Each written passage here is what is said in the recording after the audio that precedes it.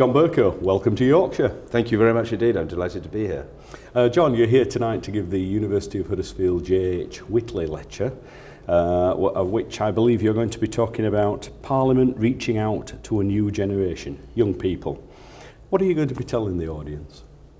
Well, the first thing I ought to say is that it's a pleasure and privilege to be here, partly because it's fun to come to Yorkshire, partly because I come to deliver the Whitley Memorial Lecture. J.H. Whitley served as a Member of Parliament for the best part of 30 years, including 7 years as Speaker. I've come to meet a number of the members of his family who've helped to inaugurate this lecture. I think this is the third J.H. Whitley lecture, and I very much look forward to delivering it. The theme is, in a sense, as you say, how to engage young people, how to ensure that an old Parliament, the United Kingdom Parliament, adapts in such a way as to engage with and to be engaged with by young people. So I will be talking about the need, whilst preserving the best of our Parliament, to improve the rest. Specifically, I will focus on the subject of how to communicate with young people as a whole and how they're likely to want to communicate with us in Parliament.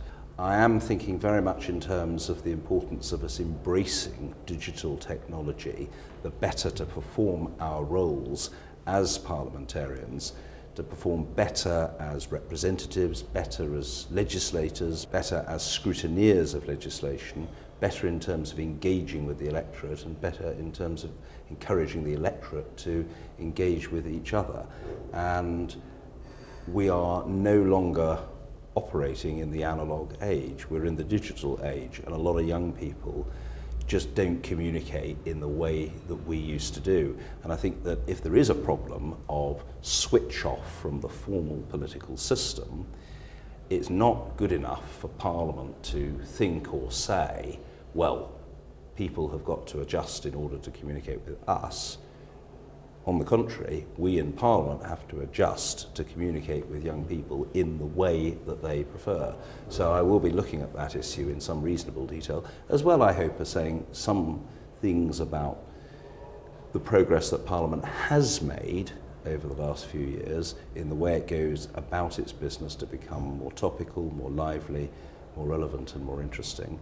And having said what I have to say, I look forward to hearing what people have to say to me. And a man in your position as Speaker of the House, is it a concern for you that so few of the electorate take an interest in politics these days? We see many a by-election, we see many, even the general election doesn't bring them out in the droves, if you like, that they would at Whitley's time of all people. Is that a concern for you? Low turnout is a concern for me. It's a concern for every Member of Parliament, or certainly should be, and it bothers me because politics is important, the democratic process does matter, there are huge numbers of people around the world who don't enjoy what it has to offer, and it can be highly beneficial.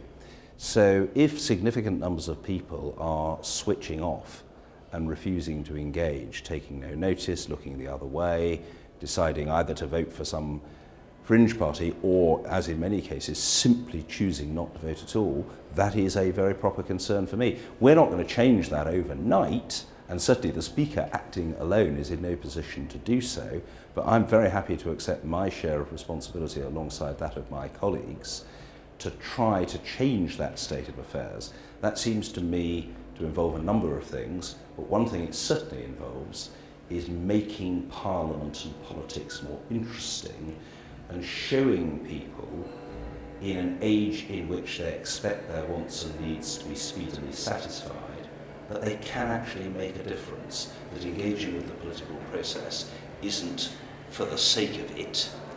It isn't a tick box exercise, it isn't a kind of ritualistic task performed with no outcome.